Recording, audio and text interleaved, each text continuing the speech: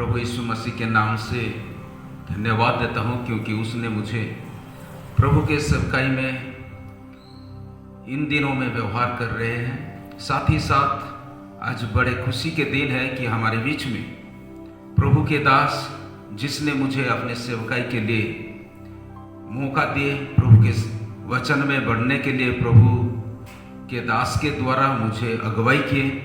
प्रभु की उस महान अभिषिक्त प्रभु के सेवक हमारे बीच में है, पास्टर रेवरेंड SRS वाघ। मैं उन्हें उनके संक्षिप्त गवाही के लिए आमंत्रित करता हूं और प्रभु यीशु के नाम से आज उन्हें स्वागत करता हूं। पास्टर सामुएल वाघ, आपके जीवन की जो गवाही है, आपने कैसे प्रभु में आए और कैसे प्रभु ने आपको बढ़ाया और क्यों प्रभु के सेवा में आप अपना जीवन समर्पित किए, हम उसका थोड़ा संक्षिप्त गवाही सुनना चाहते हैं। धन्यवाद, आपने मुझे बुलाया और ये अवसर मुझे मिला कि मैं किस प्रकार प्रभु यीशु मसीह को पाया, परमेश्वर का अनुग्रह और दान को पाया, अनंत जीवन की अधिकारी हुआ, इसके बारे में मैं संक्षेप में गवाही देना चाहता हूँ। मेरा जन्म एक हिंदू परिवार में हुआ और हिंदू परिवार में होने के नाते हमारे घर में पुराण शास्त्र पढ़ा जाता था और मैं भी जब 12 साल का हो गया तो रामायण पढ़ना, अलग अलग प्रकार की पुराण पढ़ना और महाभारत के किताबों को पढ़ना मैंने शुरू किया। और लक्ष्मी पुराण नाम का एक पुराण है और उड़िया में इस पुराण को मैंने मेरा 12 साल की उम्र में ही लगभग बाई हाथ कर चुका था। और मैं राम भक्त था छोटपन से। जब मैं उठता था हे राम बोलता था, जब बैठता था हे राम बोलता था, लेटने के बाद उठ जाता था तब हे राम बोलता था और मैं एक राम भक्त था। लेकिन जब मेरा 16 साल का उम्र हुआ तो 16 साल की उम्र में मैंने बाइबल से टच किया, यानी कि बाइबल पढ़ना शुरू किया और किसी भाई के द्वारा मैंने बाइबल पाया और मैंने बाइबल पढ़ा और रामायण महाभारत और बाकी पुराणों से बाइबल एकदम इसका शिक्षा अलग था और इसमें पवित्रता और सच्चाई पाई जाती है, इसीलिए मैंने प्रभु को ग्रहण किया। जबकि मैं छोटा ही था, ओडिया बोली में मैं पढ़ता था और लक्ष्मी पुराण का 1-2 शब्द मैं आपके सामने बताऊंगा। लक्ष्मी बोलती है बेतालों को, सबु द्रव्य आनिल रे रत्न खट नाही, जाओ रे बेताल माने खट आण बही, जगन्नाथ महाप्रभु जेबे दरिद्र होइबे, रत्न खट बिकी करी दिन खटाइबे। यह शुणी अष्ट बेताले शीघ्र चली गले, रत्न खट पाखे दौड़िया खट देले, शोइथिबा जगन्नाथ बलराम को तही गोड़ाइले, शोइथिबा रत्न खट बुहाई आनिले। ऐसा मैंने मैंने घंटा घंटा भर बोलता था, बाई हाट कर चुका था। थोड़ा सा आपके सामने मैंने बताया। एक इसमें सवाल उठता है कि जब मैं बचा था तो उस समय मैं इस पुराण के ऊपर विश्वास करके बड़े भक्ति के साथ मानता था, पढ़ता था, बोलता था और मेरे मन में गूंज जाता था हमेशा। लेकिन जब थोड़ा सा बड़ा हो गया, यानी कि 16 साल का हो गया, तो इस पुराण के बारे में मुझे पता चला कि जबकि लक्ष्मी अपने दूतों को भेजती है पलंग, जो रत्न पलंग था उसको लाने के लिए, तो इन लोग गए और बलराम वाले जगन्नाथ को ये एक रस्सी वाला खटिया यानी पलंग में सुला देते हैं और जो रत्न खट था उसको ले आते हैं। अगर वो भगवान होता तो क्यों नहीं जानता है? अगर भगवान होता तो भगवान घर में लड़ाई कैसा होगा? भगवान होता तो क्या उस पुराण की कई एक बातें जो है मुझे समझ में आया कि ये सब माने कविता है, ये सच्चाई नहीं है, इसमें कोई भी सच्चाई नहीं है। भगवान कभी अंतर्जामी नहीं होता क्या? जरूर अंतर्जामी होते हैं और जो जो कार्य उसके जीवन में हुआ वो नहीं जानते थे, अंतर्जामी नहीं था, पहली बात। दूसरी बात, रामायण के बारे में अगर कहा जाए तो राम वनवास के बारे में मैंने कुछ बोलना चाहता हूँ और वो है, नमः श्री रामचरण सुजनो जन माने सुनो, सूर्यवंश अवतार दशरथ राजार कुमार, राम लक्ष्मण भरत शत्रुघ्न चारि पुत्र जान, धरण उश्वासिवा पाई जन्मिले चारि मूर्ति हुई, राम भरुण सीता नारी ताकू बोले नेले हरि साबत जननी कही कया, ରାମକୁ କଳେଶ ହିଁ ମାୟା ରାମ ବନକୁ ଚାଲିଯିବ ମୋ ପୁତ୍ର ନୃପତି ହୋଇବ। ହେମନ୍ତ ରାମଚନ୍ଦ୍ର ଶୁଣି ଦୟାସାଗର ରଘୁମଣି ମୁଁ ଯେବେ ବନକୁ ଚାଲିଯିବି ଦୁଷ୍ଟ ଦାନବକୁ ମାରିବି ଧରୁଣୀ ହେତୁ ମୋର ଜନ୍ମ ମେଣ୍ଟି ଦେବି ମୁଖ୍ୟ ଦାନ। ସୀତା ଯେ ଅନ୍ତପୁରେ ଥିଲେ ବାରତା ପାଇ ନ ହଇଲେ तुम्हें वन को चाली जीव मो प्राण के मंत्र रही। यानी कि कहने का मतलब है इसमें हम देखते हैं पिता का पालन करने के लिए रामचंद्र जो है जंगल में जाता है और अपने परिवार को भी लेकर के जाता है। लेकिन इसमें क्या है कि जबकि रावण का एक योजना था सीता को चोरी करने के लिए, मैं संक्षेप में बता रहा हूँ, और उसने किसी हरिण को भेजा, वो मायावी था और उसके पीछे रामचंद्र ने माने भागने लगा और उसको जब मारा तो उस प्राणी ने कहा हे लक्ष्मण रक्षा कर, और इस बात को सीता ने सुनकर के लक्ष्मण को भेजता है और उसी समय रावण आकर सीता को चोरी करके ले जाता है। यहाँ तक तो हम सुनने में आते हैं। फिर रामचंद्र जब लौटते हैं और उसने ढूंढता है सीता को, कर्ण कुटीरे नहीं सीता केणे की गलो जगी दिता केणे की गलो वही दे उचेटा कंत भाव करे। इसका मतलब है वो कहता है कि हे मेरी सीता कहाँ गई तू, और वो भाव को जानने वाला है तो फिर सीता के बारे में उनको नहीं मालूम था। कई एक प्रकार की बातें हैं उसमें से, तो उधार देने के लिए रामचंद्र जी ने नहीं आया था, लेकिन एक साधारण मानव था और सीधा साधा मानव था और उसने जो कुछ कर रहा था उसको भी मेरे सुनने में आया और मेरे देखने में भी आया, पुराण के पढ़ने में, रामायण को पढ़ने में भी आया है। रामचंद्र भगवान नहीं था।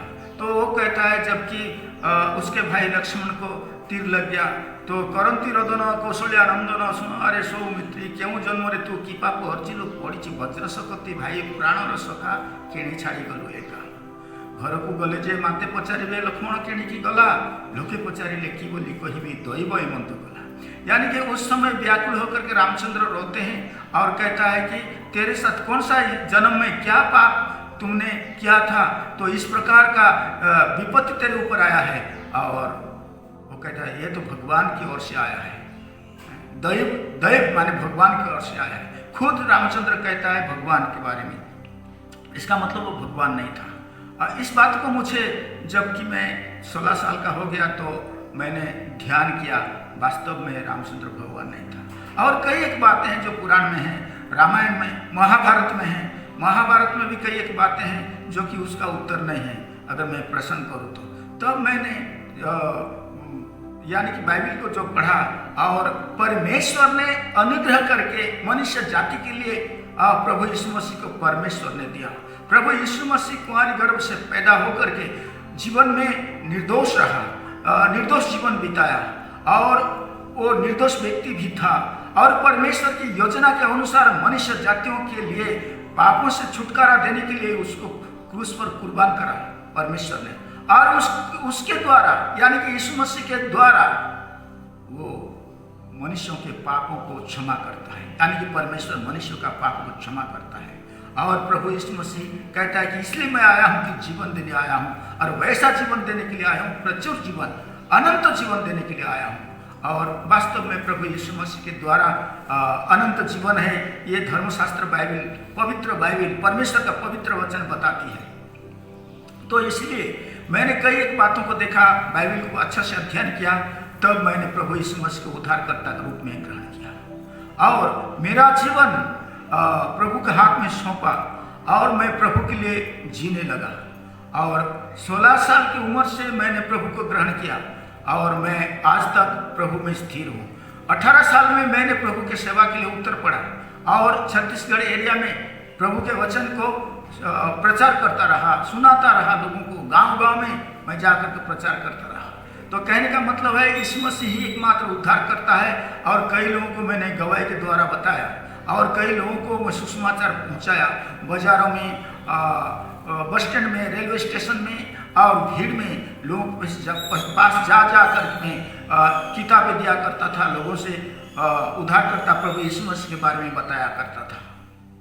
तो मेरा जीवन पूर्ण रूप से प्रभु यीशु मसीह के हाथ में सौंपा हूँ और मैं प्रभु यीशु मसीह के सुसमाचार को अपने कंधे पर लेकर के मैं आज तक पहुंचाता हूँ। जब मैं 16 साल का उम्र का था तो उस समय मैंने प्रभु यीशु मसीह को अपने जीवन में उद्धारकर्ता के रूप में ग्रहण किया और आज मेरा 65 साल है तो अभी भी मेरे अंदर प्रभु यीशु मसीह को मैं स्थान दे करके अभी भी मैं प्रभु यीशु मसीह का सेवा को अपना कंधे पर रख करके मैं प्रचार कर रहा हूँ। सुसमाचार, उस उद्धार का सुसमाचार को मैं पहुंचाता हूँ। धन्यवाद भाई। अच्छा, इतने दिनों की सेवा में आपसे ऐसा कुछ आश्चर्य कर्म हुआ है कि परमेश्वर का वचन बांटते हुए? हाँ, बहुत जगह पर आश्चर्य कर्म हुआ है।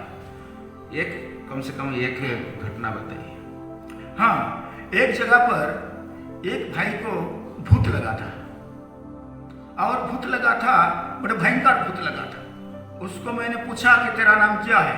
उसने कहा मेरा नाम काली है और वो काली का आत्मा के भगाने के लिए मैंने प्रार्थना किया और उसके बाद वो तो निकला और उसके बाद बोलता है मैं काली संतान हूँ और काली संतान के लिए मैंने प्रार्थना किया, वो भी निकला। उसके बाद वो बोलता है कि मैं ठाकुरानी हूँ मुखिया गांव का और उसको भी मैंने प्रार्थना करके निकाला। इस प्रकार से उसके अंदर 12 दुष्ट आत्माएं थी। ये 12 दुष्ट आत्मा को मैंने प्रार्थना बल से निकाला और प्रभु ने निकाला, मैंने ही निकाला, मेरे जरिया से प्रभु ने निकाला है।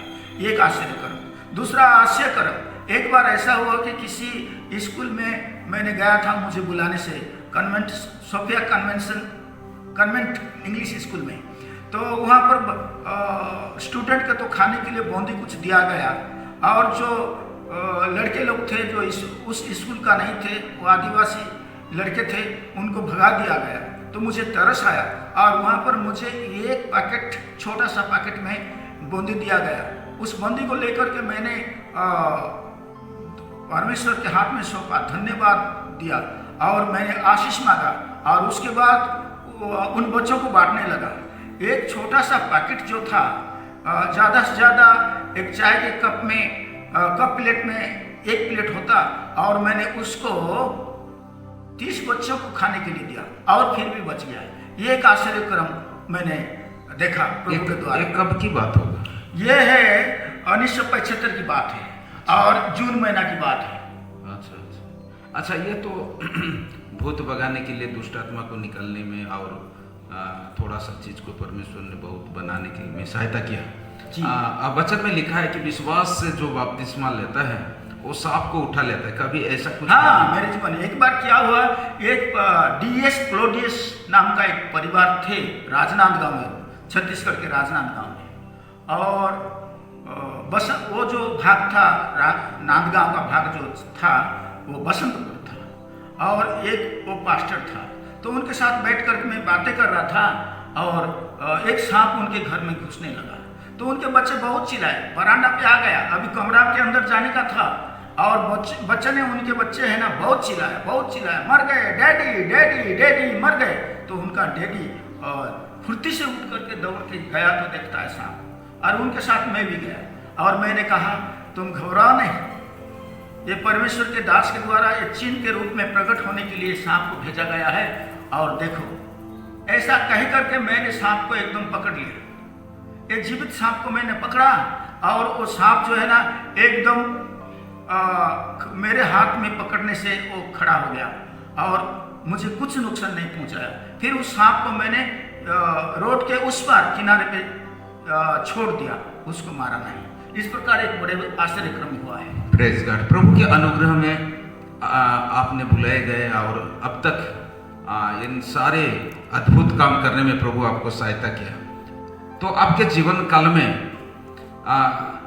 वैसे कितने लोगों को आपने प्रभु का वचन बांटा होगा? कितने लोग विश्वास किए हैं? कितने बपतिस्मा लिए? ऐसा कुछ बता सकते? सुसमाचार तो लाखों लोगों तक पहुंचाया, क्योंकि एब्राहम क्रूसेड में मैंने 4 साल रहा और हजार लोगों के पास मैंने पहुंचाया संदेश को लेकर के। और उसके बाद एब्राहम क्रूसेड से मैंने रिजाइन करके कोरापुट जिला उड़ीसा में आ गया और मैंने उड़ीसा के कई जगह पर सुसमाचार लेकर के पहुंचा। यानी कि मेलाओं में जाया करता था, माइक लगा करके सुसमाचार प्रचार करता था और कई बाजारों में जाता था, जैसा कि साप्ताहिक बाजार है, और वहाँ पर भी मैं सुसमाचार दिया करता था। घूम घूम के गांव गांव में, घर घर में आज तक मैं पहुँचा रहा हूँ, और बहुत से लोगों तक, यानी कि लाखों लोगों तक मैंने सुसमाचार पहुँचाया है। और उसमें से बहुत से लोगों ने विश्वास भी किया। जंगल के अंदर जो गांव है, घना जंगल है, जिसमें रास्ते में दिन में भालू घूमते थे और शेर भी घूमते थे। ऐसा जगह जगह पर गांव है। तो जंगल के अंदर जो गांव है, उस गांव में भी मैंने सुसमाचार सुनाया। उन गांव के लोग, यानी कि जंगली लोग जो है, आधा वस्त्र पहनते थे शरीर में और आधा को नंगा रखते थे। स्त्रियां भी ऐसा ही आधा वस्त्र पहनती, आधा नंगे रहते थे। और उनके पास पहुंचाया सुसमाचार, उन्होंने विश्वास किया और उनको मैंने कपड़ा पहनना भी सिखाया। और दुख तो हुआ, कई जगह पर मैंने कष्ट उठाया, कभी प्यास रहा, कभी भूखा रहा और सुसमाचार प्रचार करता रहा। और अब तक मैंने जो सुसमाचार सुनाया था, उनमें से विश्वास करने वाले 600 से ज्यादा होंगे, और जिनको मैंने बपतिस्मा दिया था। Praise God. प्रभु के अनुग्रह से अब तक आपने प्रभु के लिए ये सब कुछ किए, तो इसके साथ साथ प्रभु के सेवा में लोगों को और क्या सिखाने का मौका मिला? हाँ, प्रभु के इसके साथ साथ प्रभु के वचन को सिखाने में मुझे बहुत से मौका मिले। मेरा एक व्यक्तिगत विचार है, पहले मैं बाइबल को पढ़ूं, समझूं और बाकी को मैं समझाऊं। तो प्रत्येक दिन मैं प्रतिज्ञा करके बाइबल को अध्ययन करता हूं, और 10 पृष्ठ, कम से कम एक दिन में 10 पृष्ठ बाइबल पढ़ता हूं मैं। अच्छा, लगभग कितने बार आप बाइबल पढ़ चुके? ये सारे समस्या और सेवा को रहते हुए भी मैं अभी 11 बार बाइबल को समाप्त करने जा रहा हूँ। Praise God. तो मेरा कहने का मतलब ये है कि आजकल कई लोग बच्चों की सेवा करते हैं, फिर लिटरेसी, प्रौढ़ शिक्षा का भी सेवकाई करते हैं, और विधवाओं का भी सेवकाई करते हैं। तो इनमें से आपको भी कुछ मौका मिला कि ये सब सारे सेवा? मुझे जरूर मौका मिला लिटरेसी प्रोग्राम में। लिटरेसी प्रोग्राम में मुझे मौका मिला, जहाँ पर लोग कुछ भी नहीं जानते थे, पढ़ना नहीं जानते थे, और उन लोगों के पास जा करके मैंने लिटरेसी प्रोग्राम खोला और मैंने टीचरों को रखा और मैंने खुद भी उनको पढ़ाया, और उन्होंने लिखना पढ़ना सीख गए, और वो लोग लिख भी सकते हैं, पढ़ भी सकते हैं, और यहाँ तक उभर आए हैं कि उन लोग भी कोई प्रभु का सेवा में अभी भी है, और बाइबल को अच्छा से पढ़ सकते हैं, अध्ययन करते हैं, समझते हैं और प्रचार भी करते हैं। यहाँ तक वो लोग प्रभु का आशीष पा करके उभर आए। यानी जो लिटरेसी में आए? जी हाँ, लिटरेसी के द्वारा जिन्होंने प्रभु जिन्होंने पढ़ाई किया और प्रभु को ग्रहण किया। देखो, आज भी मुमकिन है, कोई अनपढ़ भी अगर चाहेगा तो आज भी पढ़ना लिखना सीख सकता है। प्रभु उनको सहायता करेगा। हम कभी कभी हार जाते हैं कि हमारा बचपन निकल गया, हम नहीं पढ़ सकते हैं, पर मेरे प्रभु के लोग, प्रभु के दास के मुंह से हम लोग एक गवाही सुन रहे हैं, जो कि सच्ची घटना है।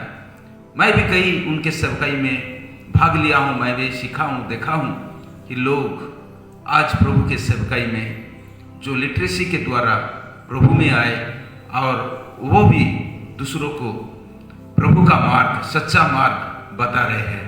हम आइए प्रभु के दास से और कुछ सुने, जो उनके जीवन में इतने सारे सेवकाई करने में जरूर कुछ कठिनाई आया होगा, तो उसको कैसे सामना किए, थोड़ा उनके बारे में भी हम सुने और सीखे। हाँ, आपने जो पूछा, बहुत बहुत धन्यवाद। कई बार मुझे लोगों ने घेराव किया। एक बार छत्तीसगढ़ के हदबंत नाम का एक गांव है, और वहाँ पर मंथली साप्ताहिक मार्केट होता था। उस मार्केट में जा करके सुसमाचार प्रचार कर रहा था।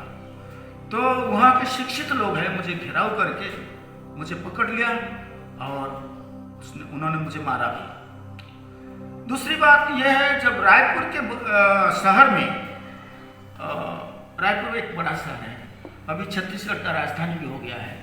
और उस शहर में मैं जब प्रचार कर रहा था, उसमें छोटा ही था उम्र में, यानी कि 18 साल का था। एक व्यक्ति आकर के जिस हाथ से मैंने सुसमाचार दे रहा था, उस भद्र व्यक्ति ने, जो स्कूटर से आया, शिक्षित व्यक्ति है, और मेरे हाथ में थूक दिया और मुंह में थूक दिया और वो चला गया और बीच रोड में मेरा अपमान भी किया। ये भी मेरे लिए एक आशीष का कारण था। तीसरा बात, कोरापुट जिला के एक गांव में, जिसको टोभापोदर बोलते हैं, वहाँ पर कुछ लोगों को सुसमाचार सुनाया, उन्होंने प्रभु को ग्रहण किया। और वहाँ पर एक कच्चा मकान बना रहा था आराधना के लिए, और वहाँ के लोगों ने मुझे मारने के लिए कोशिश किया और मुझे दौड़ाए, और मैंने छुपने के लिए कोशिश किया। और जब उन्होंने मारने के लिए मेरे पीछा किया, तो मैंने एक घर में घुस गया और उस घर से निकल करके दूसरा घर में घुसा और रसोई रूम में जाकर के छुप गया। उस जगह पर ऐसा भी हुआ क्योंकि उस समय सुसमाचार प्रचार को उन्होंने बहुत ही विरोध किया और मुझे विरोध करते हुए मारने के लिए बहुत कोशिश की। हाथ या पैर को तोड़ देंगे, टांग को तोड़ देंगे बोल के उन्होंने शपथ खाया था, लेकिन उसके हाथ में मैं कभी भी नहीं पड़ा। बड़े चालाकी के साथ उस गांव में आरंभिक सेवा में गया।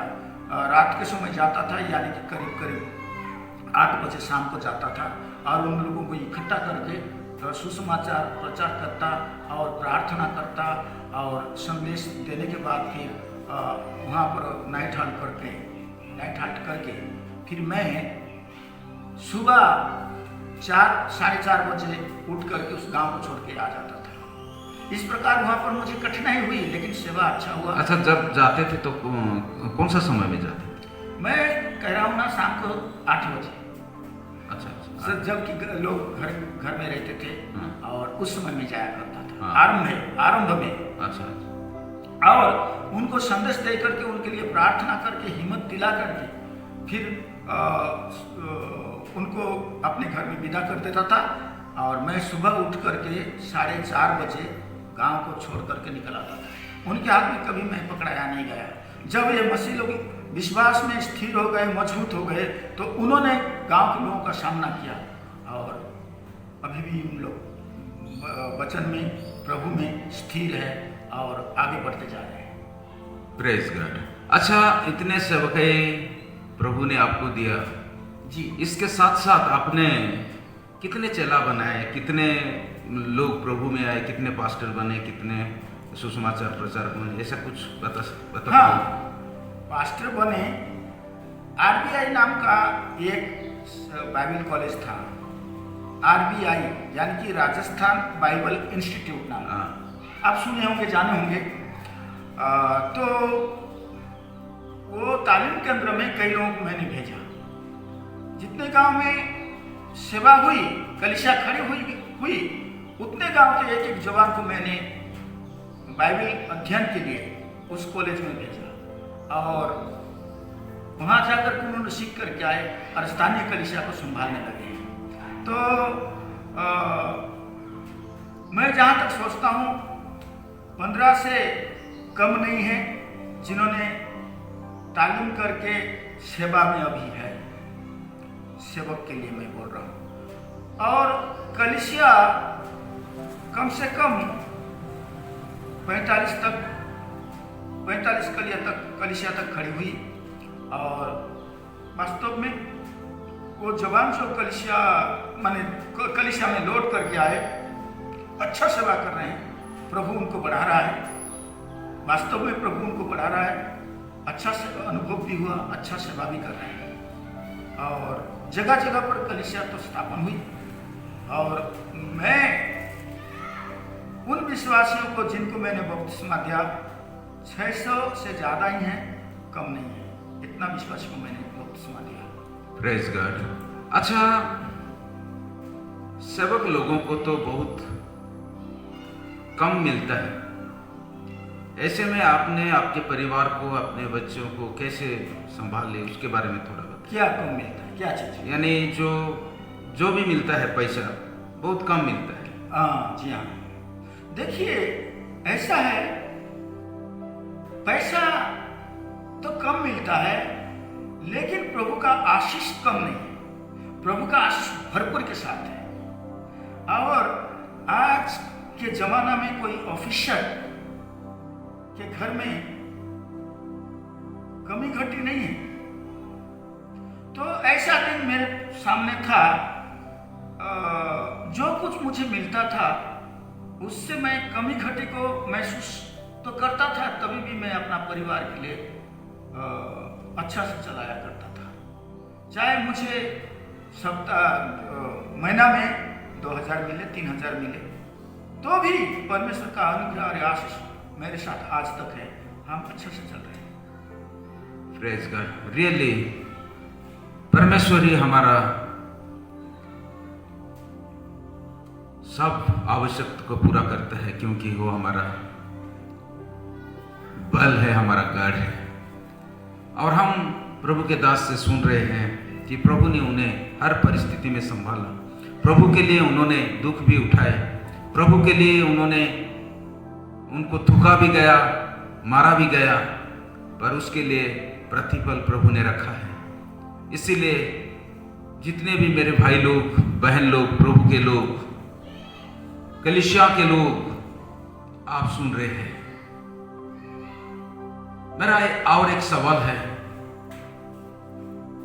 कि आप क्यों प्रभु के सेवा करने के लिए उतर गए? क्योंकि काफी लोग प्रभु को ग्रहण करते हैं और अपने धंधा, अपने बिजनेस में लगे रहते हैं, क्योंकि प्रभु के सेवा करने के लिए कई लोग अपने आप को नहीं देते हैं। आप क्यों दिए, उसके बारे में थोड़ा बताइए। ऐसा मेरा तो विचार से नहीं हो, लेकिन प्रभु जिसको चुनता है, बुलाता है और सेवा के लिए इस्तेमाल करता है, तो वो तो प्रभु का काम है। प्रभु ने मुझे चुन लिया, प्रभु ने मुझे बुलाया और सेवा सौंपी। ये प्रभु का सेवा है, मैं जानता हूँ, इसलिए मैं प्रभु का सेवा कर रहा हूँ। अच्छा, ये प्रभु का योजना है।